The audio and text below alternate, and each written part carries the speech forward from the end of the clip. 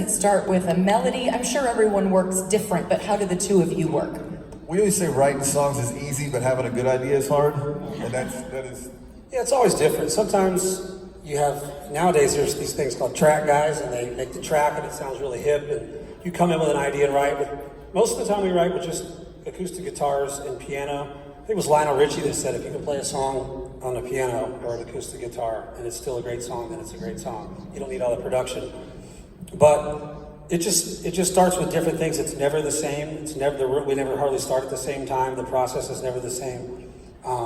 We got a call once from Tim McGraw. This is sort of 2003, and we had already gone to Afghanistan to war, and soldiers were coming home, and he had read an article in Time magazine, and I actually was in the doctor's office at 7 a.m. in the morning, and I get this phone call, it says private, and I said, well, I only know one guy with a private number back then. So I answered it, and he's like, hey, we need to write a song called If You're Reading This. And the whole song is a letter about soldiers that are getting ready to go out on a mission that they write home to their family. And I was like, actually, of all the bad ideas you've had, Tim, that's a good one. So Brad and I went to our office and we just started rolling with it. It started rolling out pretty fast, like an hour or so. And we called him, we said, hey, we're on it. We need to come over to your house right now. We drove to his house. And that night we finished the song. His record was already done and out. But we just had to write it. We knew it was going to be something.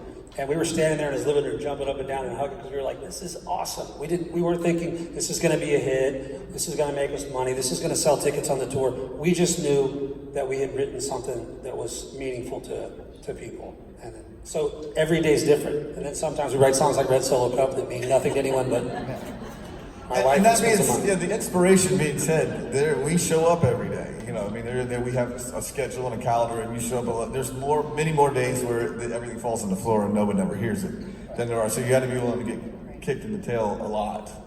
What about being professional songwriters do you think would be surprising to people? Because I'm sure there's a lot about the business of country music that people just don't know. So what are some of those little nuggets?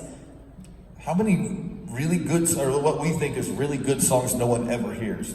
Probably. There's a lot of, we've written thousands of songs. I'm not kidding. We've written easy 2,500 songs. Meg's been at radio for a long time, and we were She said some of the bad ones. We used to go play her songs and try to get her to play them on the station, but when you get to a point where you're playing songs for someone like Meg, they're the best songs, the best recordings you can get, and how many, there's 40 spots on the top 40 chart, and hundreds of people are trying to get on it. So. There are hundreds of them, and you've written so many of the top ones too. I mean, I think we should at least acknowledge all the hits that they have. 8 number ones. Many more in the top 10.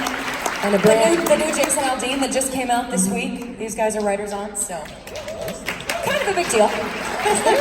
We back. We're finally getting paid for incorrect English. It's country music. We do that all the time. Is there a particular song though that you have sitting somewhere that you believe somebody's got to cut it? What, even if you wrote it 10 years ago, that it was a great song, it is a great song, and sooner or later someone's going to cut it, or you're going to cut it again. And is there one of those somewhere that you're particularly proud of that, for whatever reason, wasn't timing, didn't cut through?